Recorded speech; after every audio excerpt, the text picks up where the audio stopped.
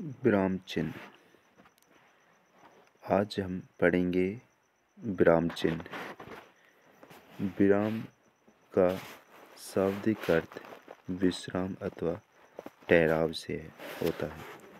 लेखन कार्य में भावों अथवा विचारों में ठहराव के लिए विराम चिन्हों का प्रयोग होता है।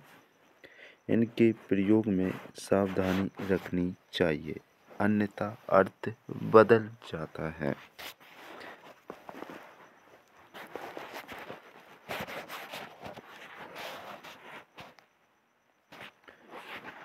जैसे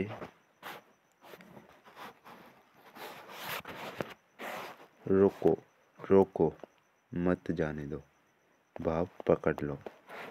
रोको मत जाने दो, छोड़ दो। खेलो मत बैठो, भाव खेलते रहो। खेलो मत बैठो, भाव शांत रहो। श्री कमला प्रसाद के अनुसार विराम चिन्ह 20 होते हैं। श्री कामता प्रसाद के अनुसार विराम चिन्ह को छोड़कर, पूर्ण विराम को छोड़कर अन्य विराम चिन्ह अंग्रेजी भाषा से लिए गए हैं।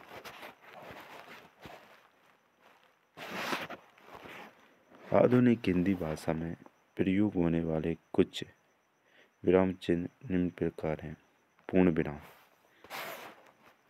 पूर्ण विराम प्रत्येक पूर्ण विराम के अंत में तथा प्राचीन भाषा के पदों में यति के स्थान पर पूर्ण विराम का प्रयोग किया जाता है। जैसे हमें बिजली पानी की बचत करनी चाहिए, हमें वृक्षों की रक्षा करनी चाहिए। पूर्ण विराम करनी चाहिए। उपविराम दूसरा है विराम चिन्ह में। उपविराम किसी शब्द की सीमा निर्धारण के लिए अथवा लिखित शब्दों में उपविराम का प्रयोग करते हैं। उपविराम जैसे विज्ञान वरदान या अभिशाप, प्रदूषण एक समस्या, दीपक क्या तुम बाजार जा रहे हो, सोनू नहीं अभी नहीं। अर्धविराम तीसरा है विराम चिन्ह में। अर्धविराम जब एक वाक्य का भाव दूसरे वाक्य में पूरा होता है अथवा दूसरे वाक्य का भाव पहले वाक्य में पूरा होता है, वह अर्धविराम का प्रयोग करते हैं। अर्धविराम के स्थान पर अल्पविराम का प्रयोग किया जा सकता है। जैसे एक धूर्त आदमी ऐसा उसके मित्र भी करते हैं। उसकी माँ बीमार है इसलिए वह स्कूल नहीं आया। अल्पविराम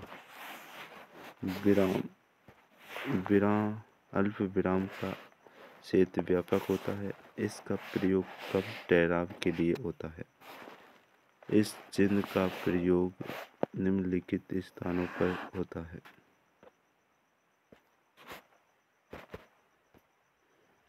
जब वाक्य में दो से अधिक समान पद आए तो हों और उनमें संयोजन शब्द अतः, और, तथा, एवं आदि की गुंजाइश हो तो उस स्थान पर अल्पविराम का प्रयोग किया जाता है। जैसे राम सुंदर, सुशील, दयालु और सबल व्यक्ति थे। दीपू एक सच्चा, ईमानदार, निडर और मेहनती पुलिस अफसर है। ऐसे दो वाक्यों के बीच में जिनका भाव एवं एक दूसरे में निहित हो, वहाँ अल्पविराम का प्रयोग किया जाता है। जैसे शीला बहुत खुश हुई, वह नानी जो बनने वाली थी। वह स्वभाव का सख्त है, ये मैं अच्छी तरह जानता हूँ। दी गई संज्ञा या सर्वनाम के विषय में सूचना के रूप में आने वाली संज्ञा या वाक्य के पहले और बाद में अल्पविराम का प्रयोग किया जाता है। जैसे रावण लंका का राजा एक विद्वान था। सुभाष जिनके विषय में तुम बात कर रहे थे बहुत अच्छे लेखक हैं। होता यदि वाक्य के बीच कुछ शब्द जैसे कि पर, इसलिए, जो, तो, किंतु, परंतु, लेकिन, बल्कि, अतः, क्योंकि, जिसमें, तथापि आदि प्रयोग होते हैं तो इन शब्दों के पहले अल्प विराम का प्रयोग कर होता है। अल्प तुम्हारा घर दूर है इसलिए मोहन जाना नहीं चाहता। वापस आया था किंतु तुम जा चुके थे। किसी व्यक्ति को संबोधित करते समय अल्प विराम का प्रयोग किया जा सकता है। जैसे दीपा एक गिलास पानी देना। राजन तुम कल क्यों नहीं आए थे। कुछ शब्दों के स्थान पर विराम का प्रयोग किया जाता है। जैसे कि वह जहाँ जाता है बैठ जाता है, वहाँ शब्द के स्थान पर तब कब आएगा, कब पान कहा नहीं जा सकता, ये शब्द के स्थान पर प्रत्यक्ष स्थानों के मुख्य कथन से पहले अल्प विराम का लगाया जाता है। जैसे वैज्ञानिकों ने कहा पानी अमृत है, इसे बर्बाद मत करो। जया ने कहा मैं कल ही घर से आई हूँ।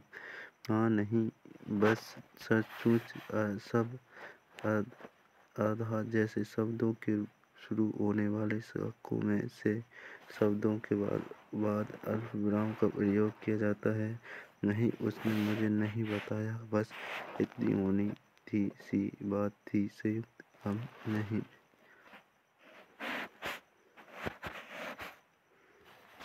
प्रश्नवाचक चिन्ह।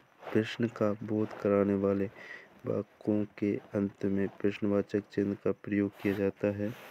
दादाजी कब आएंगे, वहाँ कौन था आदि प्रश्न के भाव वाले वाक्य में भी प्रश्नवाचक चिन्ह लगाए जाते हैं। जैसे कि तुम बाजार जा रहे हो।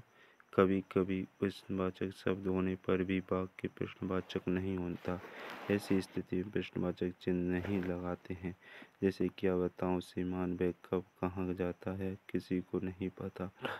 राजीव ने मुझको बताया था कि वह कल कहाँ गया था, ध्यान रहे प्रश्न किया जाता है, पूछा नहीं जाता। शिक्षक ने प्रश्न पूछा, शिक्षक ने प्रश्न किया।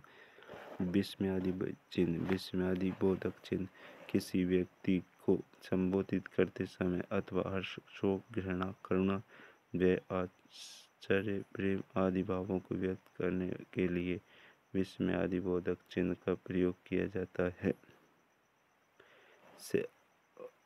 और बाकी के विराम चिन्ह हम अगले पार्ट में पढ़ेंगे। जय हिंद, जय भारत।